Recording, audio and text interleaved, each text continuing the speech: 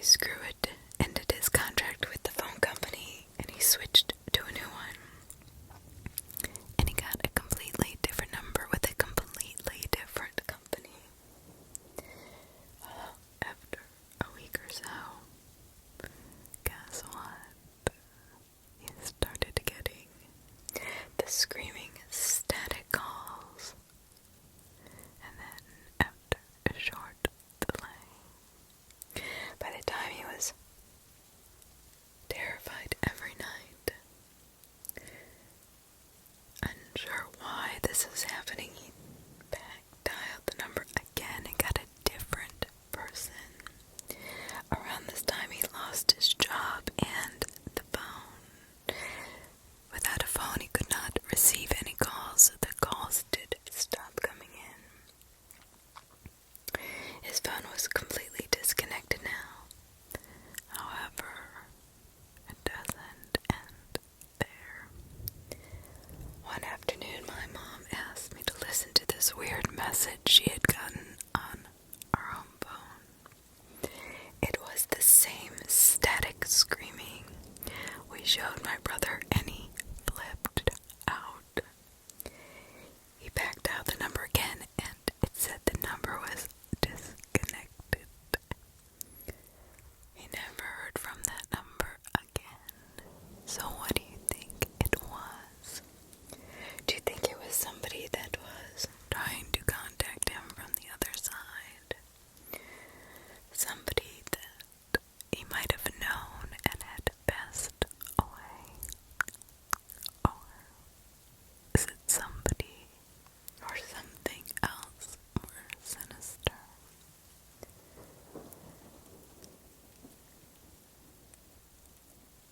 It would frighten me to tears. I don't think I could sleep at night. So, when a caller calls you and a repressed memory surfaces about something terrifying, what do you do then? When my sister was young, my parents got her a personal phone, a landline that she could feel special. Yes, she was extra spoiled. It was a prepaid landline though, so basically no one could call in or out if she ran out of credit, much like a mobile phone. Every night at 3 a.m. her phone would ring. She said there was a man on the other line.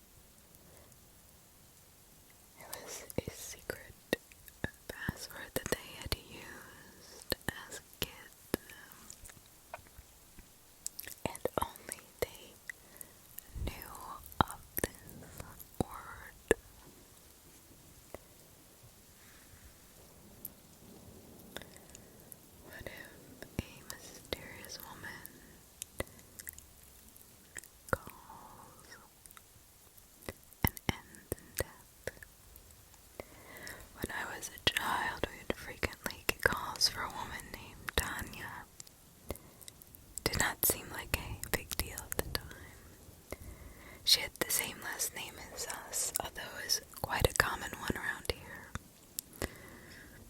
We moved across the city, and phone books stopped being the go-to for finding somebody's number. The calls for Tanya gradually stopped.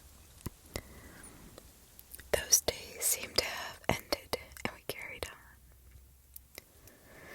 forgetting about the mysterious Tanya. It was about 4 years ago that she popped up in our lives again. I was driving home from work one afternoon and was greeted by a pretty grisly car wreck at the turn to my house. 2 cars had collided and one had wrapped itself around the signage pole that had house numbers and directions on it, one of which was my house number. 7 days later, we got a call from the police. They asked if Tanya was at this residence. Her car was found wrapped around a pole down the street from my house, and she was nowhere to be found at the accident site. Haven't heard anything about her since. How strange is that? Where would this woman have gone? She just disappeared. That makes no sense.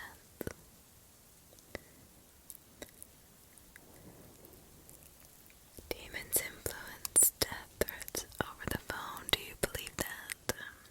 Well, definitely in some countries they do. They have specific phone numbers that are tied even to the devil himself. You can call hell. When I was younger, my family was extremely poor, and we lived in a very old mobile home on some land that my grandfather owned.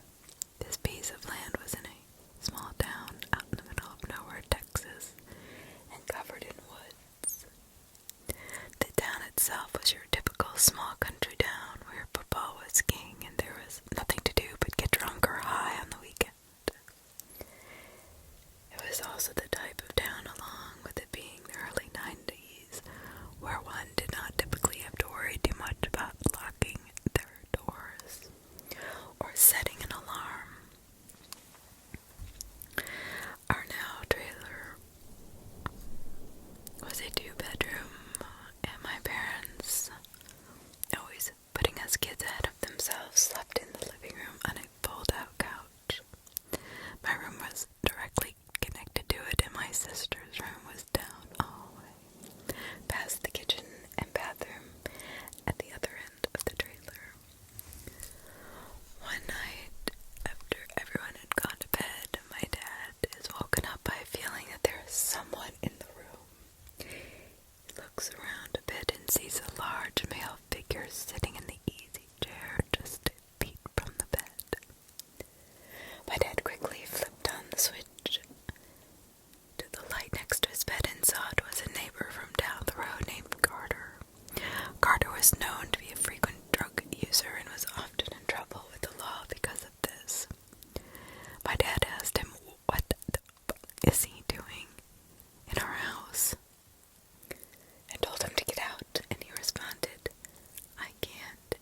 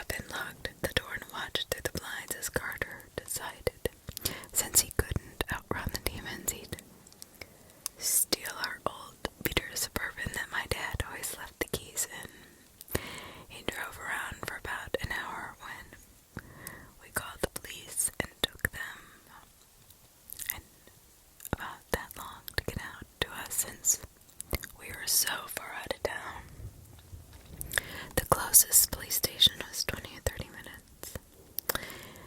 Carter finally brought it back and was arrested and taken to jail. He was deemed crazy and ended up locked in a mental institution. The scariest part is that for years after that, we would get phone calls where all we'd hear sick music that would have lyrics like, "I'm going to effing kill you." These calls lasted for years and followed us from house to house, even though we always had different numbers and would even be in different states. We always thought it was him sending us a message. However, the call stopped when I was 12 years old. I later found out that was the time that Carter thought best that he could himself was soak himself in gasoline and set himself on fire. You know, some people don't believe in demons, but honestly, I think there are such dark energies out there that they can infest somebody and they can kind of push them off onto you, so to speak. And I believe that's what happened here. So, have you ever lost somebody you really loved and wanted them to call you? I have. My grandmother died of brain cancer about 20 years ago. 2 weeks after she died, I was hanging out over my parents' place and my mom got a call. No number, just blank caller ID. She answered it and got really quiet.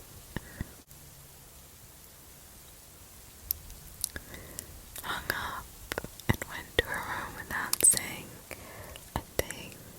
When I finally got her to talk about it, she said it was her mother, saying she was trapped and please come get her because they wouldn't let her leave. Over and over again, and then the phone disconnected. I asked her about it a few years ago and she denied that it happened for a bit, and then admitted that it had happened 2 more times that year and stopped. But she didn't want to discuss it anymore. Back in the 80s, this was something that people did, and I had my share of lewd phone calls from men that would call and ask if my mother was home, and all these weird things, and I would just hang up. And I know, man, in the 80s would just randomly dial numbers, and if they got little kids, male or female, they would just start asking weird questions, and for them to do weird things. My boyfriend, for the sake of this, is Bob. When he was 8 or 10 years old, he would receive calls on the house phone from some guy. He didn't know the guy, but the guy would call when my boyfriend was the only one home. Before his brother, who was 3 years older than him, would come back from school, and when his parents were working, this guy would curse my boyfriend out and tell him to shut up and do whatever I say. The guy told my boyfriend that he knew where he lived. He knew where my boyfriend's parents worked. And he knew that my boyfriend was all alone.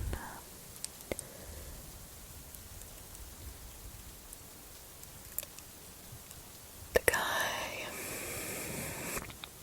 told my boyfriend that if he told anyone that he was going to call my boyfriend's that he would come to his house and kill his parents or him. Being a young, scared kid at the time, my boyfriend complied and would do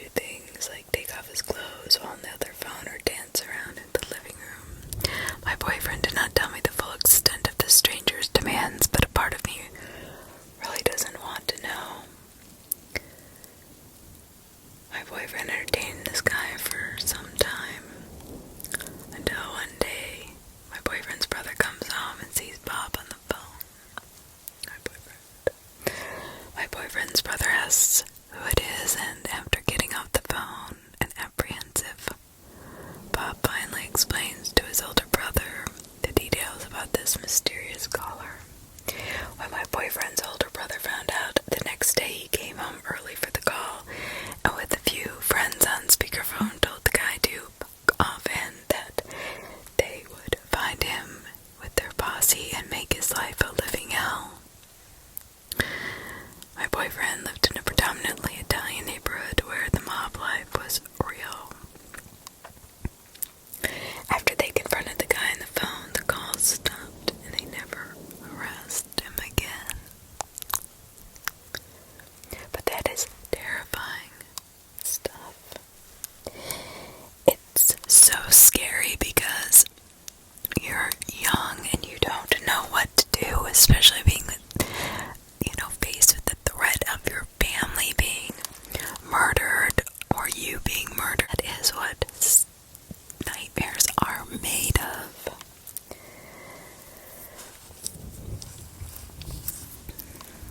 Well, just like Scream, there has been reports where teenagers get a call from inside their house. It was my first time staying home alone while my whole family was out at my brother's ball game. I was around 13. I'm on the phone with a friend of mine, feeling so grown up when someone beeps in on the other line. I tell her I'll be right back and click over lines. The creepiest voice I've ever heard says, "Hello, little girl. I'm the man in your basement." Honestly, I laughed it off and just hung up thinking it was a prank call. I was pretty confident little thing in my neighborhood was safe, so I figured someone was just messing with me, knowing it was my first time alone. They beeped in again, so I clicked over and heard, "Don't you effing hang up on me, you little bitch," and the lights started flickering and there was banging under my feet. I know it sounds crazy, but my dog started freaking out, barking. My cat ran away, so I assure you I was not imagining a thing. Our basement is an area connected to the garage that it was not finished. I heard what sounded like footsteps coming up the garage steps to get into our kitchen, and I threw stuff in front of the door and heard yelling and whatnot. I tried hanging up and calling the cops, but every time I tried to, he was still on the dang phone. My friend told her parents what was happening, and they ran to the neighbor's house to call the police for me. I sat petrified with a broken rifle, a butcher knife, and a baseball bat behind my front door because it's the only place in the house downstairs that could not be seen from a window. Crying. Eventually I clicked over to hear a police dispatcher on the phone and stayed on the phone with me until the police got to my house. There was no sign of forced entry, though we had a broken window pane on our outside garage that had been messed up for months prior. My guess is he used that to get in. The police assumed I was just a paranoid girl and they were going to leave me home alone after they gave an all clear. Fortunately, a family friend had been driving by and saw the cops there and stopped to see if everything was okay. He gave me a ride to the school where my family was. They were skeptical, I don't know why, that anything had happened. But we did get a security system not too much longer after that. My parents both got cell phones too. This was in 1994, when cell phones weren't really popular yet. After that happened, I swear there there was someone stalking me for years. I could leave my apartment locked and bolted and come back to find appliances on, hair dryer, stove, heat on in the middle of summer. I lived in 4 different places and would get strange phone calls at everyone despite being unlisted. Cars would randomly be parked down the road from my house and speed up and slam on the brakes as I would run inside. I would hear loud bang noises outside when I lived in the country. Nothing has happened since I've been in my current house and married, but I am still really paranoid all the time. That is terrifying. Can you imagine that your family would not believe you and the police did not believe you that somebody was there? Oh my God. Why? Why wouldn't they believe her? She was there with a broken shotgun, a butcher knife.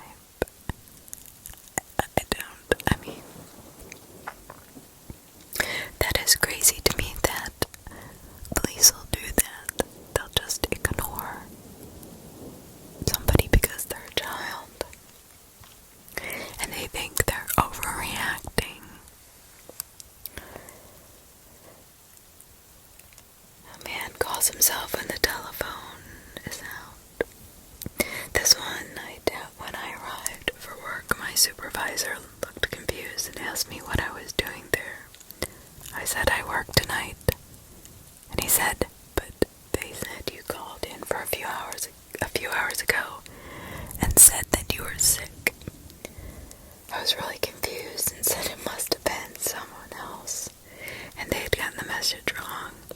After everyone else showed up for work that night, it was a bit more weird, but we carried on as usual and assigned everyone their places for the night. I went to work in the control room where I usually work.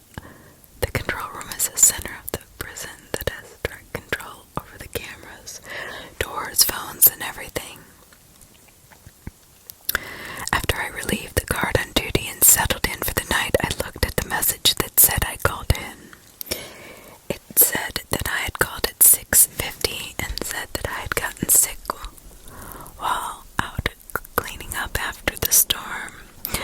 There had been a storm the night before, and it was pretty bad, but not anything that I had to go clean up. Truly weird. My supervisor came into the control room about that time. He was also a friend of mine outside work, and we started talking about it and how strange this all was. I decided to call my wife at home and tell her about it. While he was still sitting there, I picked up the phone and dialed. After 2 rings, a man picked up the phone and with a raspy voice said hello. I did not know what to say for a few seconds. I looked at the phone to make sure I dialed the right number, and I had. After a few seconds, the person said hello, again in the same raspy voice. I said, hello, who is this? This is Taylor, who is this? The person said. My head started spinning because my name is Taylor also. I said in almost a scream, where's Anne?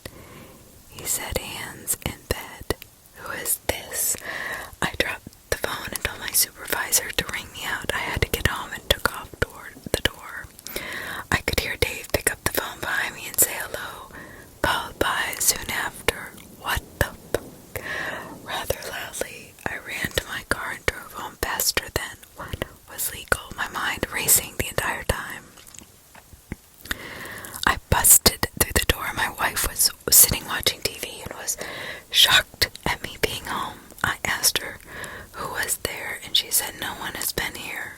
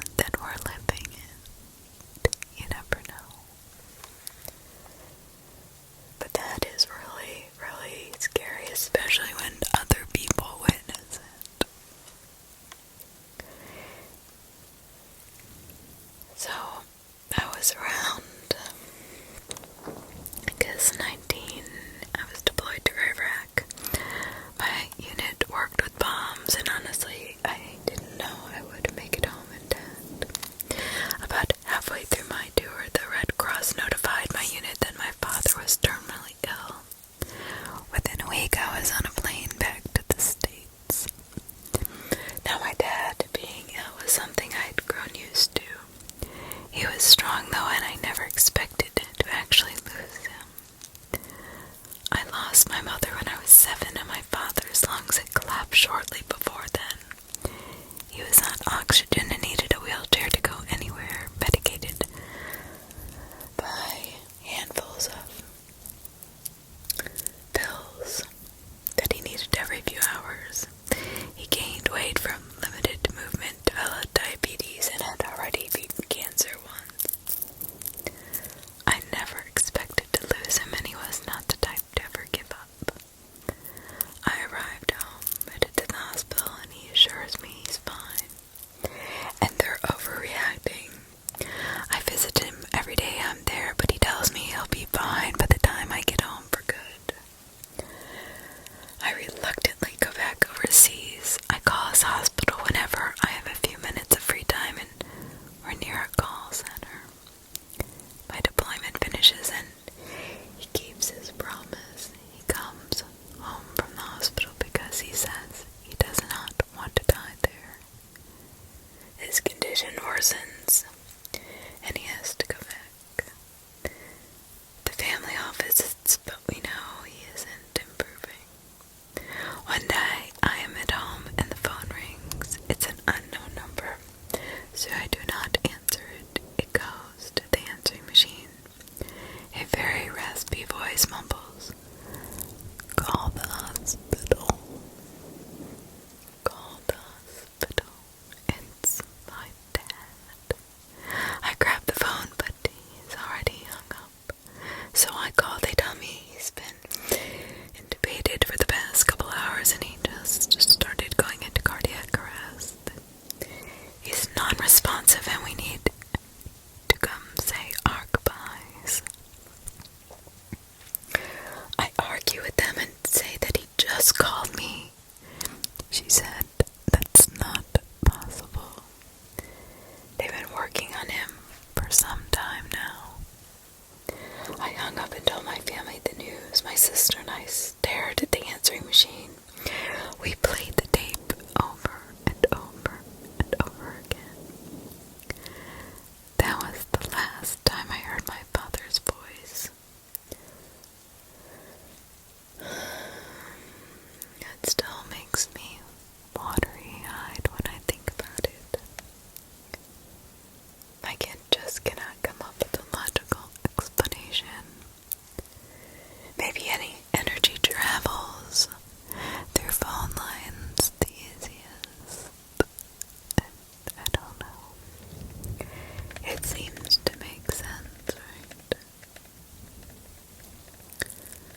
Sometimes you're just being watched. I was 16. I work at a small store all alone late at night. It was the beginning of March in Canada, so the ground is covered in a thick layer of snow. I get a phone call. "I can see you," a man's voice said eerily. I looked around in a panic. The store had huge glass windows on all sides. I could not see anybody in the darkness. I cringed in shock. The man began to vividly describe how he planned to rape me. I was terrified, and as soon as the shock wore off, which seemed like ages, because I heard part of this sickening description, I hung up the phone. It was disgusting. I was hysterical. I rushed to all the doors and locked them. Then I hid behind the counter with the phone, crying hysterically. Immediately called my boss, told him what happened. I asked if I should call the police. Dumb move. I know, I should have just called them. Shocked by his answer, he said it was just a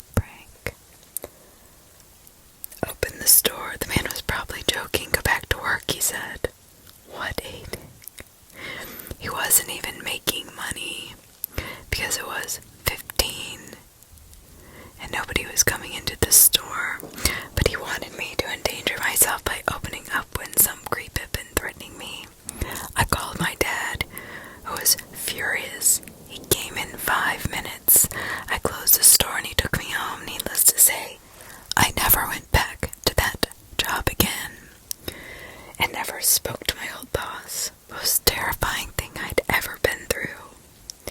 And all that idiot cared about was making a few extra dollars.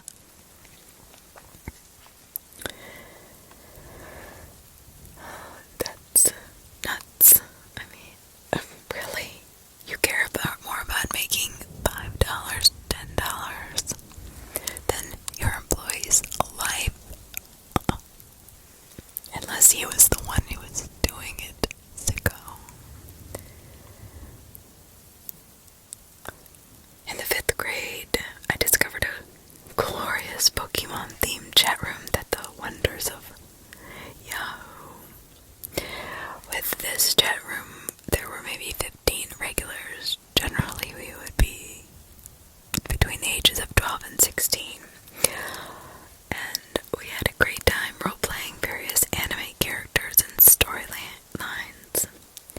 I got to know a few people from there well enough to chat with them on my AIM or by phone, and a few of those friendships lasted a good 4 or 5 years. One of these guys is a little eccentric. He loved creature monster models and stuff.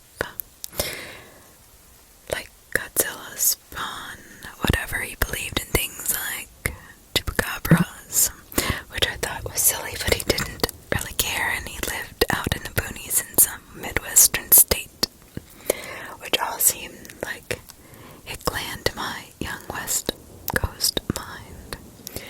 After getting to know him pretty well and having a good 100 hours of phone conversations over the years, he finally revealed his lovely story. He told me that sometimes he would black out and wake up to discover that he had or was still in the process of hurting or torturing animals or children. He had quite a few cousins and neighbor kids who lived nearby, and apparently had murdered some animals.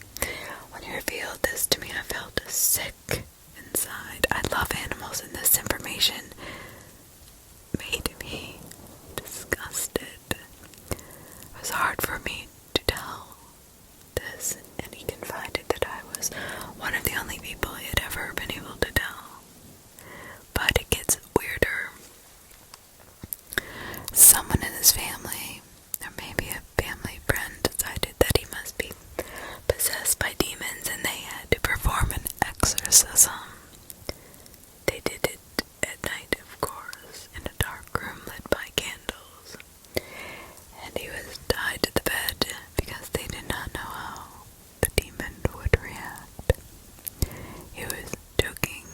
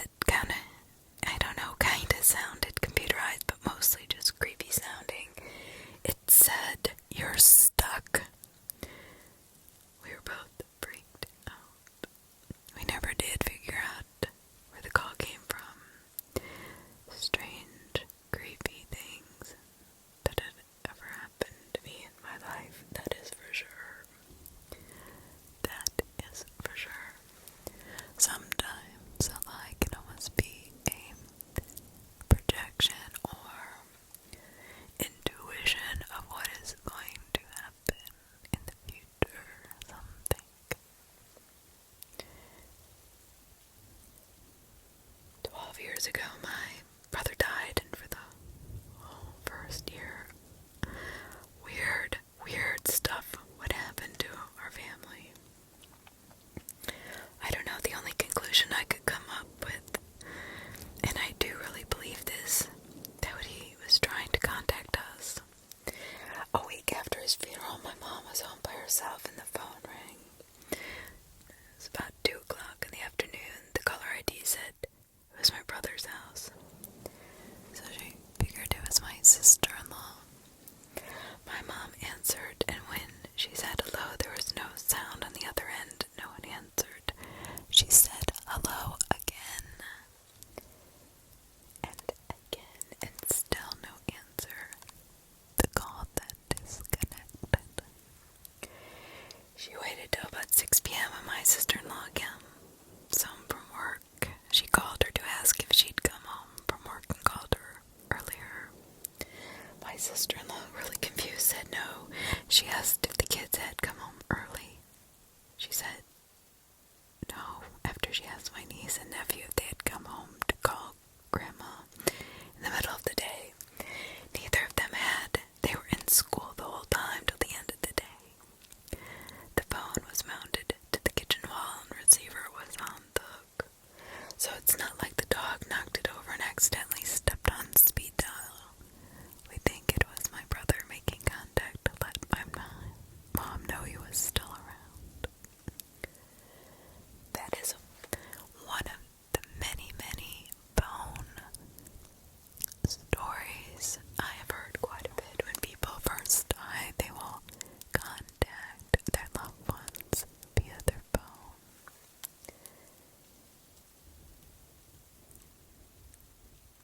I was with my girlfriend Alex, and we were making out when the phone rang. I answered it. "What are you doing with my daughter?" I asked Alex why her father.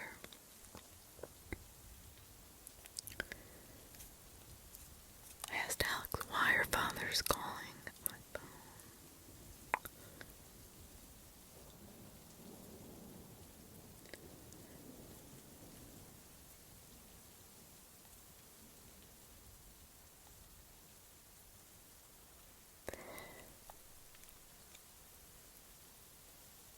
And at this hour, she looks at me straight in the eyes and says, "What the hell are you talking about? My dad's dead." And then she kind of laughed. Now that is strange. Once when I was a teenager, I was waiting at an abandoned gas station in downtown Akron to meet a dealer to buy some weed. This is 1993-94, so payphones were functional and in pretty common use. As I was waiting, the payphone in the parking lot started ringing. Bear in mind, it was about sunset on the outskirts of downtown, not another single person was around. What used to happen to us all the time, actually.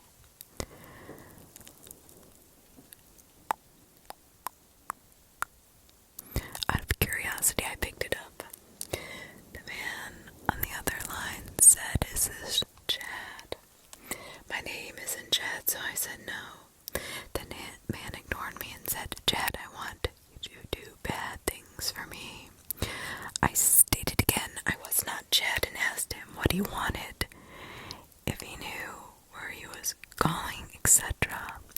He ignored me again and went on to very explicit and specific detail about the things he wanted Chad to do.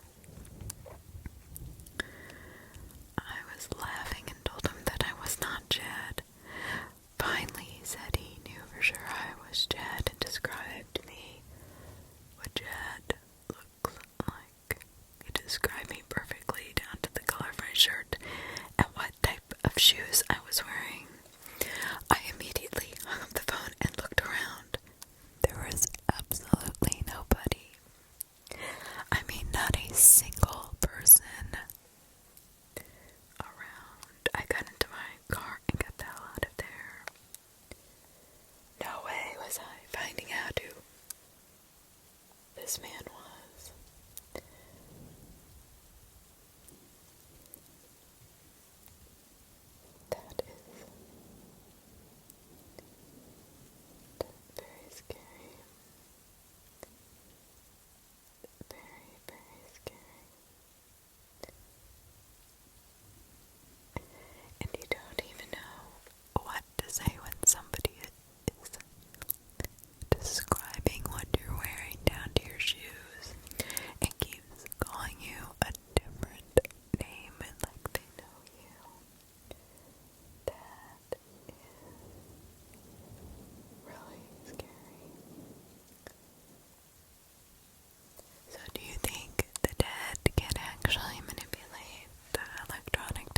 surfaces. I kinda do. I mean, is it part of a parallel universe? Is it a glitch in the Matrix? Is it a way that their energy can contact us from the grave? I mean, I know it sounds crazy and all,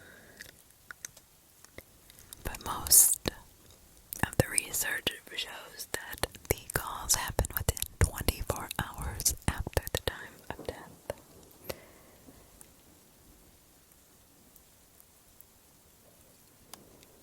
My older brother Matt, about a year ago, just a few weeks after my eldest brother Jeremy's best friend, Joe, died of heart trouble. Matt receives a telephone call from a person that sounded exactly like Joe. Joe said something like, "Matt, it's Joe. Is Jeremy home? Something really strange is going on." Matt freaked out and could hardly answer. "No, he's not. Sorry." Then the phone hung up and Matt looked at the caller ID. It read out of area. So Matt tried *69, but they were unable to trace the call. We never got another telephone call from Joe, but it still scares Matt to think about it. My husband lost his grandfather a long time ago, but recently had been experiencing something very, very weird. He has seen his grandfather's name on our caller ID, so he thought someone was calling from his grandfather's house. That was the first time, and no one was even home. Just today, for the second time, he was at work and clearly, along with coworkers, heard the phone ring. He answered it on the first ring, but only heard a dial tone. When he looked at the phone's directory, which has no caller ID but lists who he has called, he saw the grandfather's name again. What can this mean? How can this be happening? I don't understand.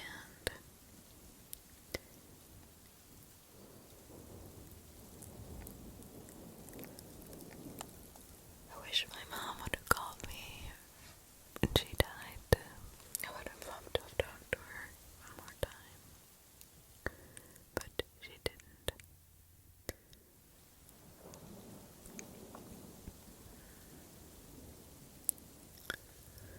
I don't know why.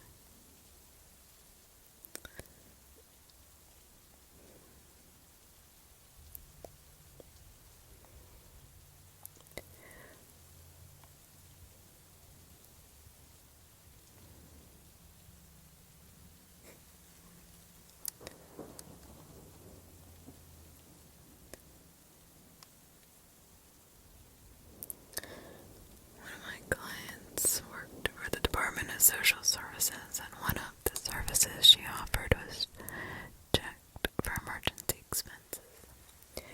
She had issued a check for $100 to one of her clients for utilities and was about to close the file when her phone rang. On the line was the other woman who the check was issued. The woman sounded vague and distracted, but clearly said, "I won't be needing that $100 after all." My client made a note of it and went on with her work. That evening at home, she was reading the newspaper when she saw the obituary of the woman she had talked with on the phone. She had died the previous day.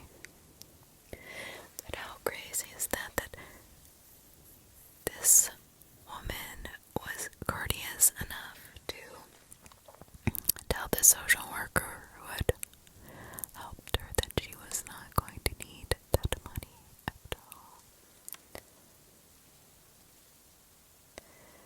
3 years ago, my mother passed away.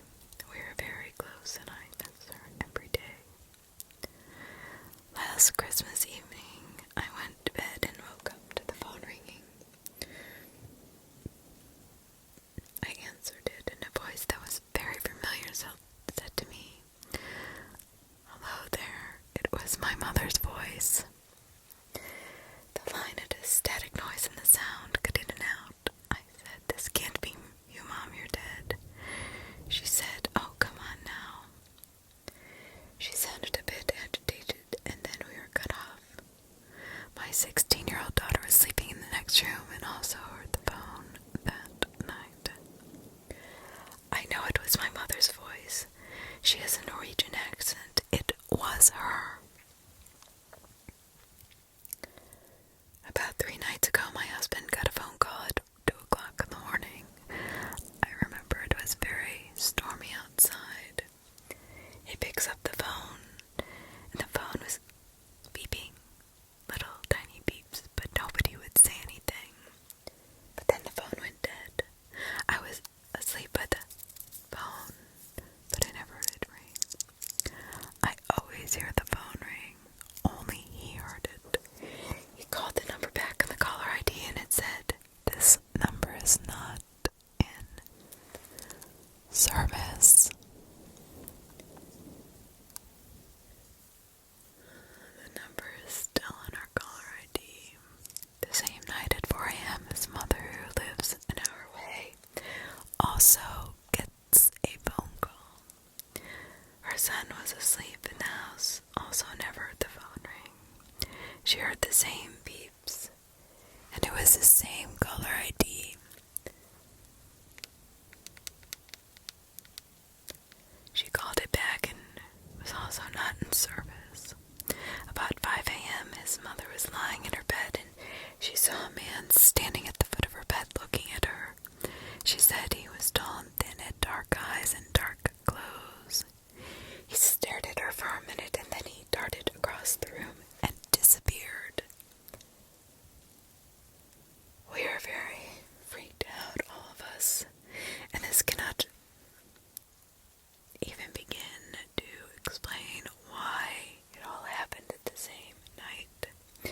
And nothing like this has happened before. Why did I not hear the phone ring? My husband did hear the phone ring and right in our bed. My husband lost his brother 6 months ago. A tragic death. I do think that honestly, like all these that I'm reading, it tells me that the dead in some way, if they want to talk to you, or if they want to contact you, or they can, or maybe they feel trapped or don't understand what's going on with them. That could happen. That could definitely happen.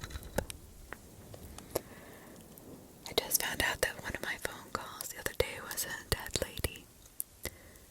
I'm at my mom's house and I was calling a friend who lived nearby.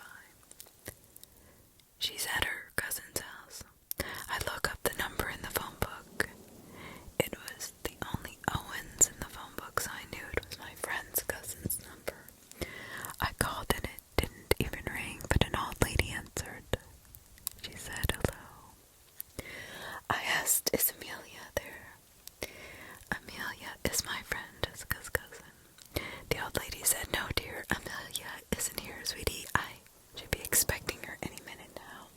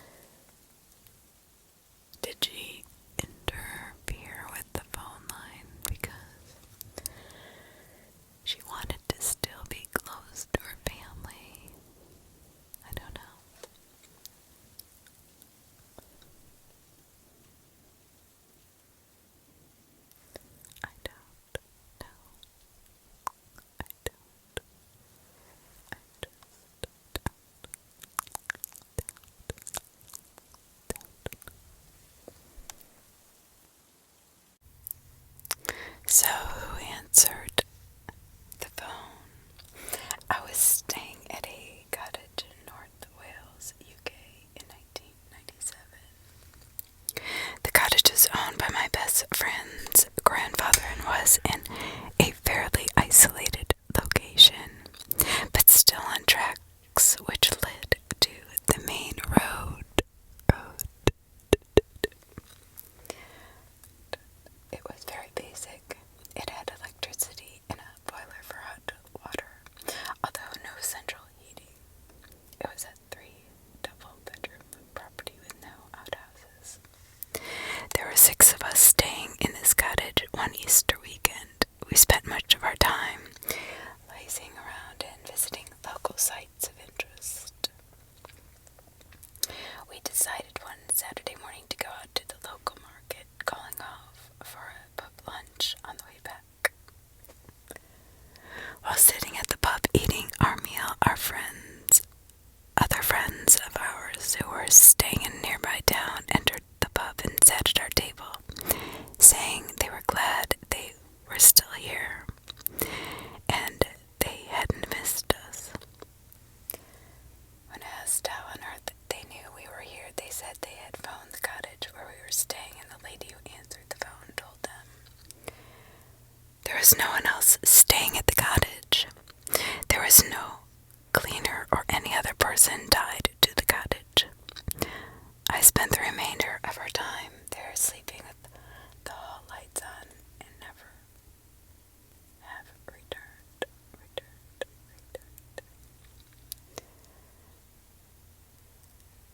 I have never been a believer in ghosts, but after what happened to me, I can't help but reconsider my position on this.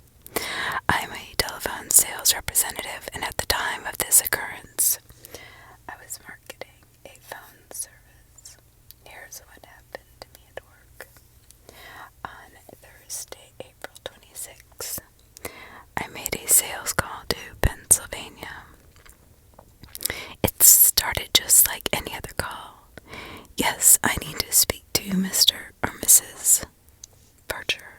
The woman identified herself as Mrs. Berger.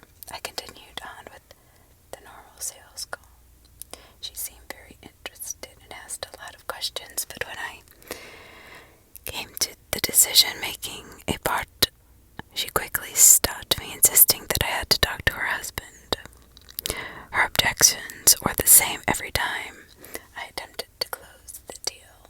She explained that she had tried to get him to change phone carriers before, but in her words, he was married to AT&T and refused to make any changes. She also quickly pointed out that since his retirement, he spent a great deal of time fishing and was not easy to get in touch with, and it would be best to try early in the morning before he left for his favorite hobby.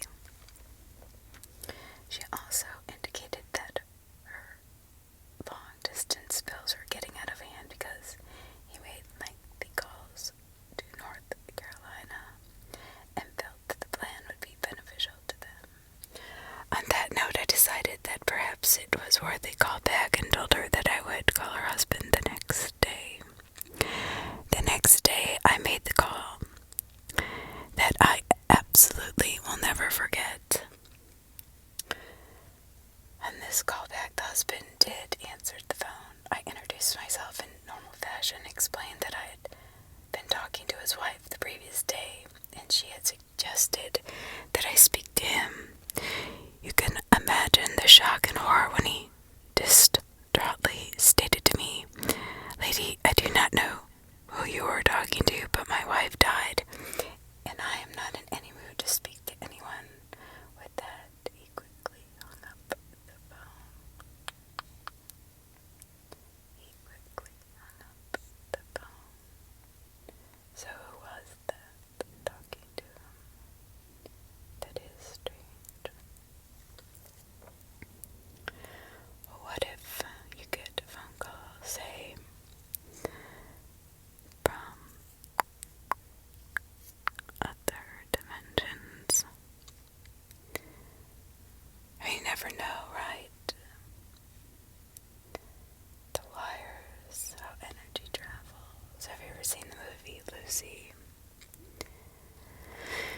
It is very possible that electronic gadgets that we have come to take for granted make connections beyond what we can logically explain.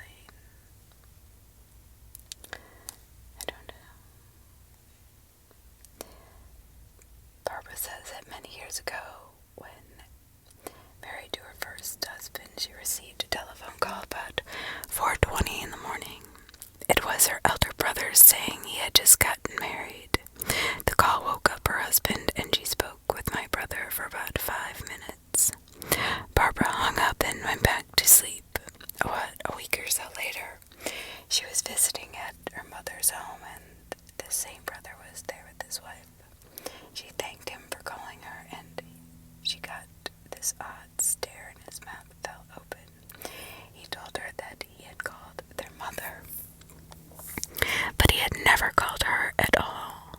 Barbara turned to her mother, and she related the entire conversation she had with him. When Barbara related this conversation, these conversations were literally identical.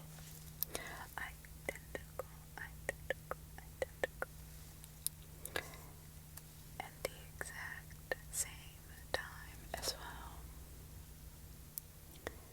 This strange incident happened in Janny's home at Christmas. Janny's husband had his cell phone on our dining room table, and it was turned off for the evening. It was turned off for the evening.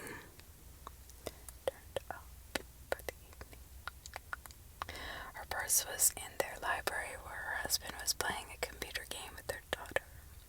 In her purse, she had heard her cell phone turn on. As her husband and daughter were playing, the cell phone rang. Jenny's husband picked it up and said the incoming call was coming in from his cell phone. He thought their son was playing a prank on him and ran into the room where Jenny and her son were in and told him to stop messing around with his phone. They laughed at him and asked him what he was talking about. He said, "Your phone just rang and it said the call was coming in from my phone." This is where things get weird. No one was even in the same room as Janny's husband's cell phone. Her husband checked his phone, and sure enough, it was off just as he had left it.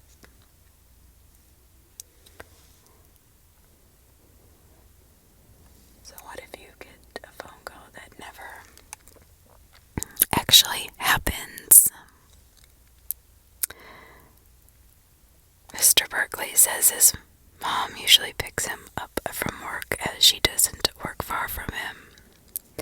One Tuesday night, they were driving home when he asked her how Dad's computer classes were going. His dad usually attended computer classes every Tuesday night. She said she did not know, as she had not spoken to him about it. When she asked him why, he replied, "Well, when I was speaking to him, he said he was having some trouble. They had been given 3 assignments to complete, but he could not finish assignment 2, as the computer would not save as. I think he eventually managed to do them all, though." "All right," she said that night, with the earlier conversation forgotten. When her son was watching TV, checked his dad knocked on his door and asked how he knew about the 3 assignments and how he was having trouble with the second one. His son replied, "You told me that on the phone." This father said he didn't. And that there was no way his son would have known that because he just came home directly from computer class, and that his son had the conversation with his mom before he went to class.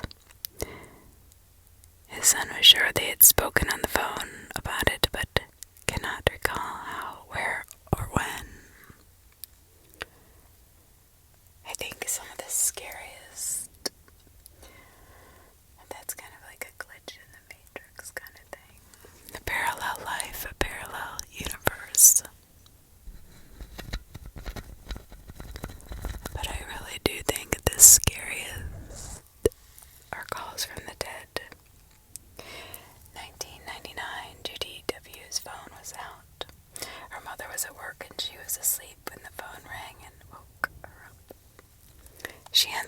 phone but did not hear anything. She listened, and this man said something that she did not understand. She said, "What?" Then the man repeated himself. He said, "Is this the barber shop?" To which Judy replied, "No." Then she did not hear anything else. The phone sounded dead, so she hung up, but soon realized that the person sounded exactly like her grandfather, who had been dead for 4 or 5 years. The phone wasn't even working at the time it rang, because after it had rung, she picked it up and the phone was still out. Judy says she is convinced it was her grandfather.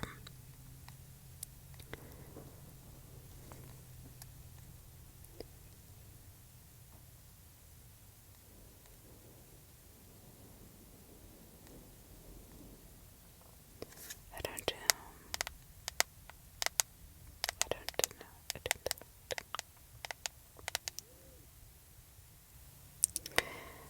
How about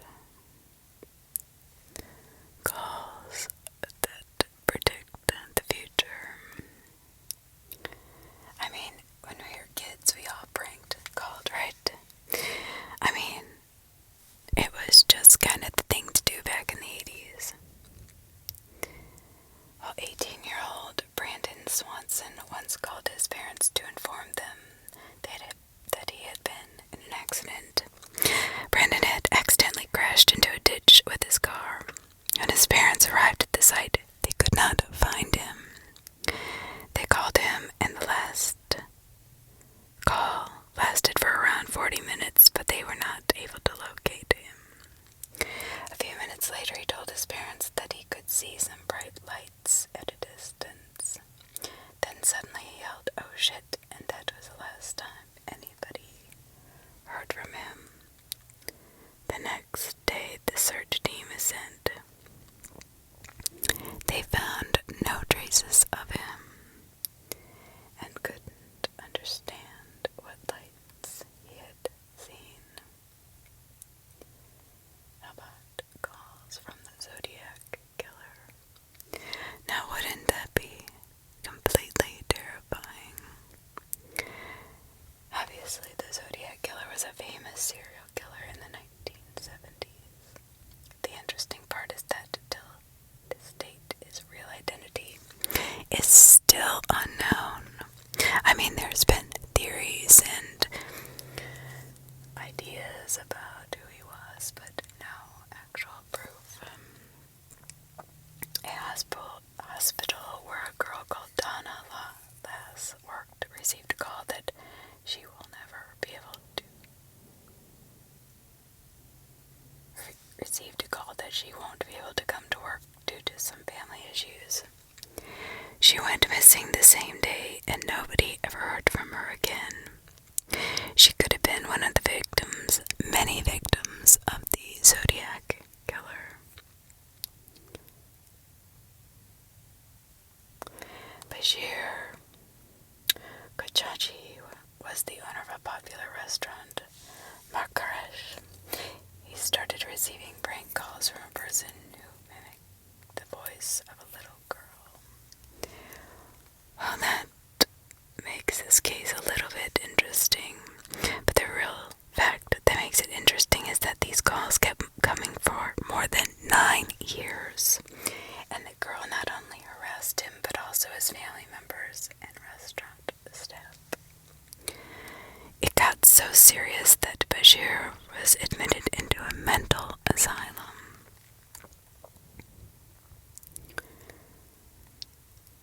So how about the curious murder of William Wallace's wife? It was an incident that happened in 1931. William Wallace received a call from R.M.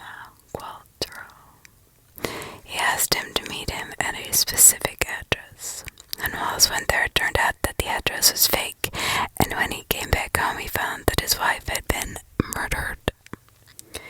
He was also charged with the murder, but was later released when police realized that he was speaking the truth. Still, find any trace or records of anybody called R.M. Quattro. Now that would be completely terrifying. In 2007, a few students started receiving strange and disturbing text messages from their friend Courtney Kayakendall. Courtney told them that she was not the one sending the messages. Soon, even her family's members started receiving these messages from her phone. Her phone was taken away from her, but the messages kept coming. The scary part is that whoever the person was, he or she not only knew everything about her family and friends, but could also tell them what they were wearing and what they were doing at the time. I think that is one of my biggest fears, is that somebody will be watching me and call me and be able to tell what I'm wearing, what I'm doing, and I won't be able to see them. In 2008, a young man called Charles Peck met an unfortunate end in a train accident. It killed over 100 people. He was the last person whose dead body was pulled out. But here's the strange and creepy part. Even after the accident, his family members, including his fiancée, kept receiving calls from him. They said that he did not speak anything, and after a few moments of silence, it would simply disconnect the call. Authorities later proved that Mr. Peck died immediately after the collision, and there was no way he could have been alive the entire time. So he could have not been making those calls. It was 4 a.m. in the morning, and a woman received a call from her brother, who told her that he was going to get married.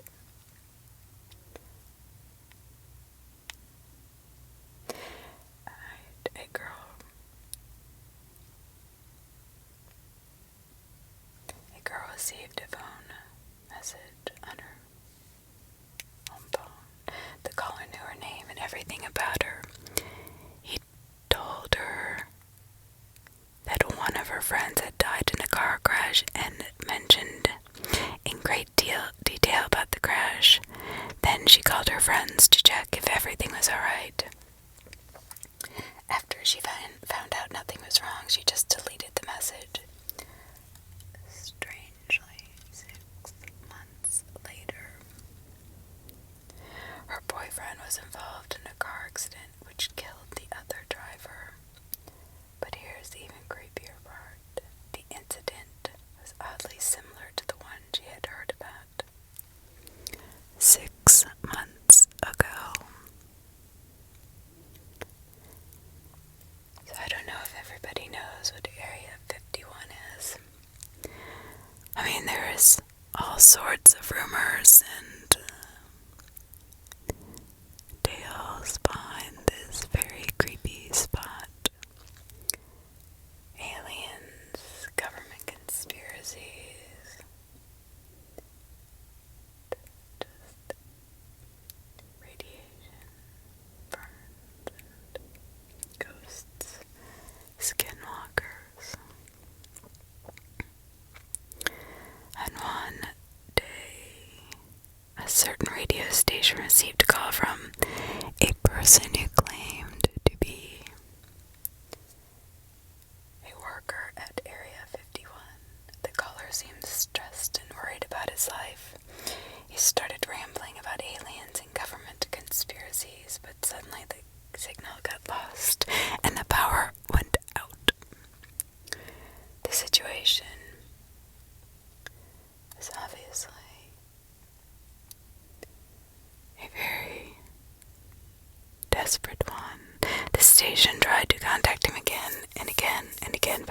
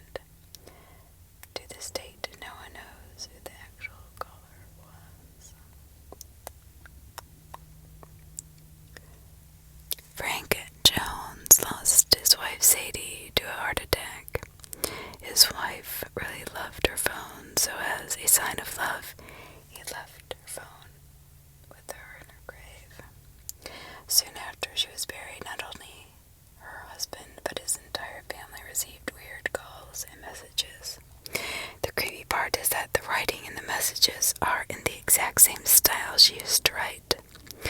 Nobody could find out where these messages came from, as there was no number attached.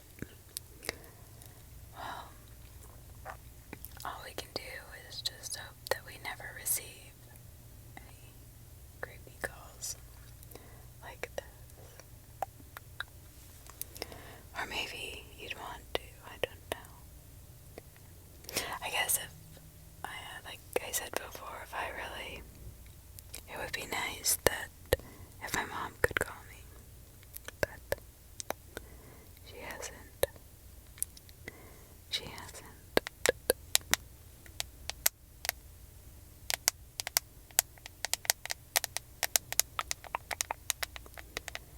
She has not. Well, I was the person that was intended to receive the phone call, but I never did. So it's about 9 p.m. and my boyfriend had called my cell phone to confirm our plans for the evening. We were going to catch a late night movie that night. When he had called, my phone was placed on my bed in my bedroom. I was down the hall in the restroom freshening up before he came to pick me up for the movie. After I finished up in the restroom, I walked back to my bedroom and picked my phone up off my bed to see that I'd 2 missed calls from my boyfriend. I immediately called him back, ready to apologize for missing his call. Not letting me speak, he frantically answers the phone and shouts, "Please tell me you're messing with me. You answered that last call, right?" He goes on to tell me that he called me 3 times, all unanswered, except for the 3rd. On the answered phone call, he said that all he could hear on my end of the line was heavy breathing and what sounded like a water faucet repeatedly being turned on and then off. At the time of his call, I was in the restroom with the water faucet on the entire time while I was brushing my teeth. I did not turn it off at any point. I left the water running the entire time. I repeat, and only shut it off when I was done. I never turned it on more than once. Not only that, but my restroom is pretty far from my bedroom. There's no way that he could have heard water running from that far of a distance. Not only that, but who answered my phone? The only people in my house that I knew of were my parents. They were asleep. And myself. I'm completely terrified at this point. We were both very spooked because during this period I had been experiencing some inexplicable and creepy things. The phone call is just part of many occurrences that I dealt with during that time. I flipped out and told him that's not possible because I only had two missed calls from him. I asked him to screenshot his call log and send it to me. He does. And sure enough, there are 3 calls made to me, the last one being answered in about 30-some seconds long. I screenshot my call log and sent it to him. There's only 2 missed calls from him, followed by the outgoing call that I made to him that we were currently speaking. That is truly terrifying, actually, because if she was experiencing other things that were possibly stalker related, you never know who was interfering with her.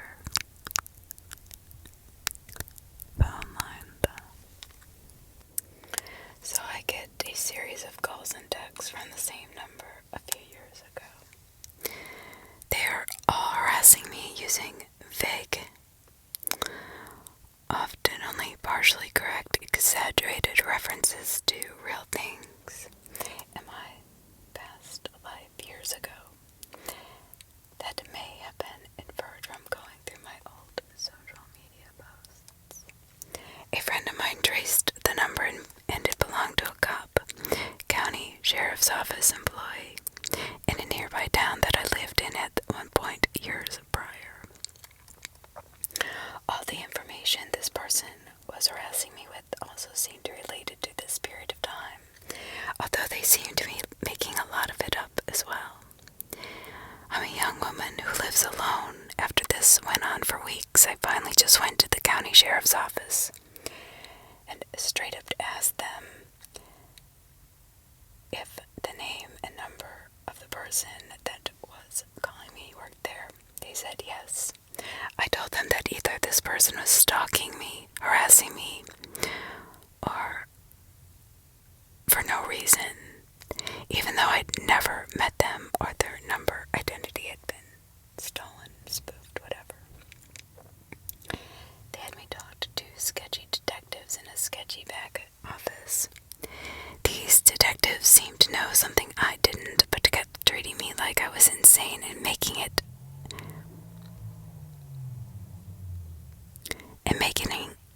it up even though I showed them the messages and the calls.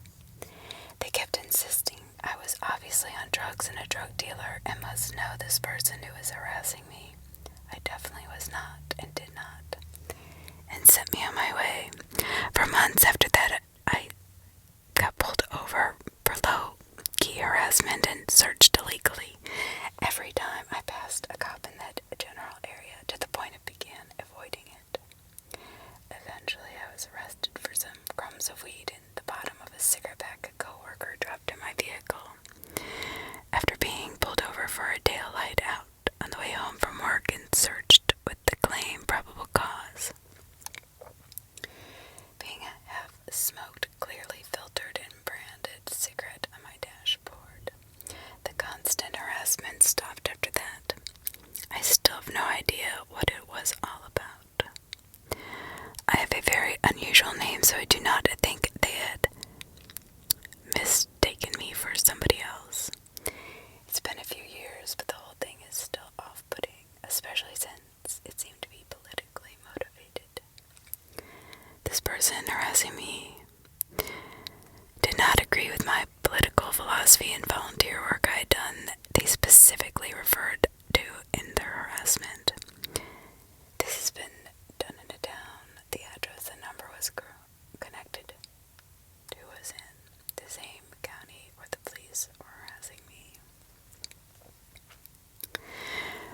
There was a judge here in Palm Beach Gardens that actually signed a court order for a detective in the Palm Beach Gardens Police Department to surveillance the inside of his ex-girlfriend's house because he didn't trust her. He had used some BS excuse like he had to watch her because she had epilepsy. Now the fact that the judge actually signed this order is scary. But it's even scarier that this detective was so obsessed with her that he would watch her even in the bathroom, in her bedroom. I mean, it was really freaky. And of course, nobody really heard anything more about it again. We've had some really bad experiences here in Palm Beach Garden with crooked cops. Just saying, cops can be crooked, just either they're really good or really crooked.